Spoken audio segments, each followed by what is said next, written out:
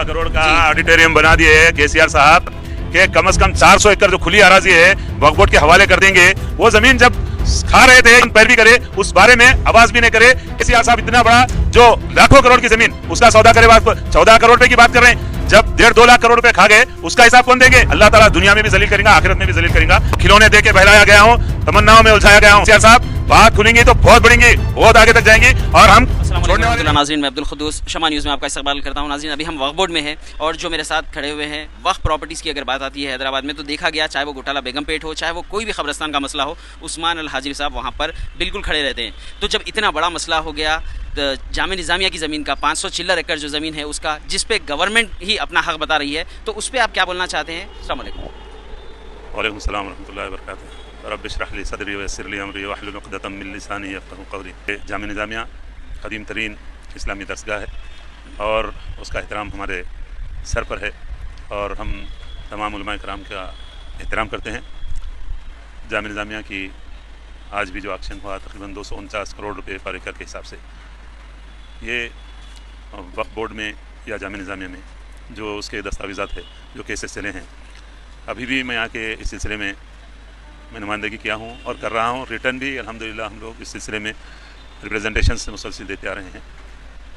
सबको चाहिए कि दोनों भी, या वक्फ बोर्ड हो या जामिया निज़ामिया के जो ज़िम्मेदारान हैं, चाहिए कि वक्फ प्रॉपर्टी के इससे संगीन तरीन मसले पर आवाम को जवाब दें, चूँकि आवाम पूछना चाह रही है, सवाल कर रही है कि ये इतनी कीमती और अहम तरीन ज़मीन जो वक्फ, उसके डॉक्यूमेंट्स कहाँ है, उसका मुंतखब कहाँ है, क्यों उसको आवाम के सामने नहीं लाया जा रहा है।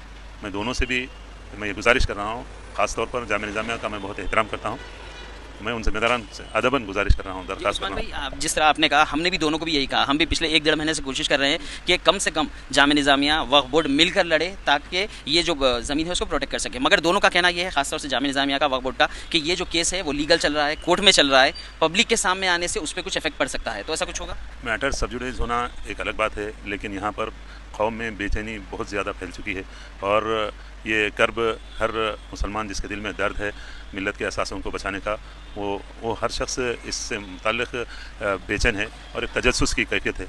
मैं इस सिलसिले में हमारे चेयरमैन साहब से भी बात किया हूँ और इंशाल्लाह जल्द अज जल्द यहाँ के ज़िम्मेदारान, जामिया निज़ामिया के ज़िम्मेदारान से मिलकर कुछ ना कुछ हल निकालेंगे। देखिए उस्मान भाई, मुसलमानों को हाँ तकलीफ़ है, बिल्कुल उनको जानना है, मगर जो मुसलमान बड़े अहदों पर बैठे हुए, जैसे हमारे मिनिस्टर है, माइनॉरिटी मिनिस्टर है, एडवाइज़र है, शब्बीर अली साहब है, मोहम्मद अज़हरुद्दीन है, फ़हीम कुरैशी साहब है, ये लोग कहाँ हैं? इनको क्या दर्द नहीं हो रहा है? कुछ बात नहीं कर रहे हैं? ये लोग तो डायरेक्ट गवर्नमेंट से बात कर सकते हैं, CM से बात कर सकते हैं, उसको रोका जा सकता है। आज भी देखिए 10 एकड़ ज़मीन ऑक्शन की गई जो कि बताया जा रहा है 249 करोड़ और उसका रेट बढ़ते जा रहा है। तो वो उसके बारे में क्यों बात नहीं कर रहे हैं जबकि उनकी गवर्नमेंट है, अगेंस्ट पार्टी नहीं है?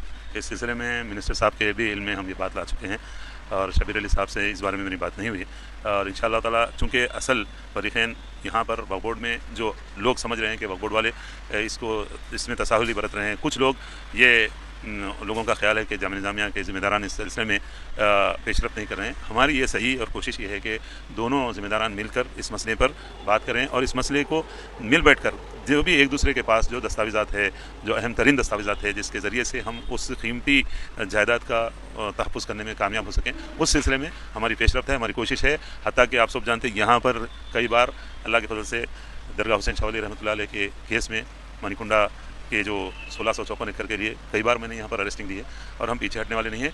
ये कोशिश है कि पहले ये दोनों साहब जो ज़िम्मेदारान हैं मिल के जो फैक्ट है उसको सामने लाएं, क्योंकि मैटर अभी आपने कहा कि सब जुडिस है, वो इस पर कोई असर नहीं होगा, दोनों के मिलने से कोई असर होने वाला नहीं है। मुंतखब कहाँ है, मुंतखब असली मुंतखब कहाँ है, अवाम के सामने आना चाहिए, असली दस्तावेज़ात कहाँ है, क्योंकि ये मिल्लत की प्रॉपर्टी है। किसी इदारे को अगर दी गई तो मिल्लत के फलाह बहबूद के लिए दी गई। वक्फ बोर्ड भी उसका प्रोटेक्टर है, जिम्मेदारी है वक्फ बोर्ड की कि उस सिलसिले में जल्द से जल्द सख्त तरीन इक़दाम करें। जो भी कानूनी कार्रवाई है, जो पिछले वक्त भी तकरीबन 65-70 लाख रुपये खर्च हुए इस सिलसिले में, अभी भी हम गुजारिश कर रहे हैं, चाहे कितनी भी कितना पैसा क्यों न लग जाए, इसके तहफ़्फ़ुज़ के लिए वक्फ बोर्ड और जामिया निज़ामिया दोनों मिलकर इसका तहफ़्फ़ुज़ के लिए इक़दाम। चलिए अच्छी बात है उस्मान। आखिरी सवाल आपसे ये पूछूंगा, चलिए आपने कहा ये दोनों अगर बैठेंगे, हमारी कोशिश भी ये है ये दोनों मिले बैठे अपने पेपर्स देखें, मगर देखिए जब हर किसी के सामने है 1948 में इसको रजिस्टर्ड किया गया था, वक्फ को जामिया निज़ामिया को वक्फ किया गया था, सबको पता है। तो लोगों का बोलना ये भी है चलो जब BRS की गवर्नमेंट थी कम से कम उन्होंने निज़ामिया में 14 करोड़ का ऑडिटोरियम बनाया, कुछ ना कुछ लोगों के लिए किया, मगर जब से रेवंत रेड्डी आए हुए हैं सीएम, 14 करोड़ का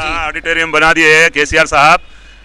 दरगाह हुसैन शाह वली रहमतुल्लाह अलैह का केस वक्फ ट्रिब्यूनल में वक्फ बोर्ड के फेवर में आया, हाई कोर्ट में वक्फ बोर्ड के फेवर में आया, और रिकॉर्डेड बयान है उनका असेंबली में कि कम से कम 400 एकड़ जो खुली अराजी है वक्फ बोर्ड के हवाले कर देंगे। वो केस जो सुप्रीम कोर्ट में गया, यहाँ इलियास अहमद साहब अभी भी है माइनॉरिटी डेवलपमेंट कॉर्पोरेशन में, यहाँ ऊपर फाइनेंस कॉर्पोरेशन में अभी है, वो DMW में, उन्होंने जब वहाँ पैरवी कर रही थी उसके तहफ़्फ़ुज़ के लिए सुप्रीम कोर्ट में जब यहाँ से भेजा गया, कुछ कारिंदे जो मिले हुए हैं उस वक्त भी मिले हुए थे, आवाज़ नहीं करे, उनको फौरी ऑर्डर के साथ इलियास अहमद साहब को यहाँ भेजा दिए। 7 महीने तक उनको जॉब नहीं दिया गया, ड्यूटी घर पे बिठाया गया। और उस वक्त ये बेशक 10 एकड़ 510 एकड़ जितनी 530 एकड़ ये ज़मीन है, 1654 एकड़ असल मुंतखब में 1998 एकड़ गुंटास 1998 एकड़ ज़मीन जो दरगाह हुसैन शाह वली रहमतुल्लाह अलैह की, वो ज़मीन जब खा रहे थे, यहाँ के जूनियर ऑफिसर को भेजकर वहां सुप्रीम कोर्ट में कौन कौन पैरवी करे उस बारे में आवाज भी नहीं करे।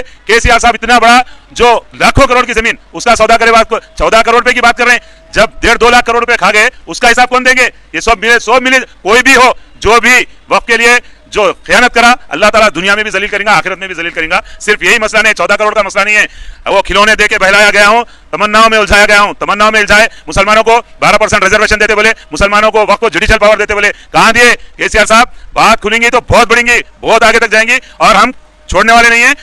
चाहे जामिया निज़ामिया की जमीन हो, चाहे दरगाह हुसैन शाह वली रहमतुल्लाह अलैह के क्यूरेटिव पिटीशन क्यों नहीं डाले? टाइम पार हो गया, आप क्या करें? KCR आप लोगों की मिली भगत रही, उस वक्त के आपके जो जिम्मेदारान थे उन्होंने क्या किया? मुसलमानों के लिए आवाज उठाने की बात करने वाले उस वक्त खामोश क्यों बैठे थे? आज हम यहाँ भी ठहर के बोल रहे हैं जामिया निज़ामिया की जमीन का तहफ़्फ़ुज़ होना चाहिए। हम बराबर मिनिस्टर माइनॉरिटी वेलफेयर से भी बात किए, यहाँ चेयरमैन साहब से भी बात किए, CO साहब से भी बात किए, जो भी हो हम खाली बात नहीं किए, रिप्रेजेंटेशन भी दे रहे हैं हम लोग, और कर रहे हैं, किए हैं, करते रहेंगे इंशाअल्लाह ताला। इंशाअल्लाह। उस्मान भाई, यहाँ के जो लोग बोल रहे हैं, अब जैसा आपने कहा BRS का भी बहुत ज्यादा वो लोगों ने भी नुकसान पहुंचाया वक्फ के प्रॉपर्टीज को, तो आगे चल के ऐसा तो नहीं होगा? आज एक से मेरी बात हो रही थी, वो बता रहे थे कि एक मिसाल है कुल्लम वकटी, तो अब ऐसा हुआ फिर कांग्रेस का दौर अगर रहेगा नहीं रहेगा, फिर लोग बोलेंगे निज़ामिया की 500 चिल्लर एकड़ चले गई, तो ऐसा तो नहीं होगा ना?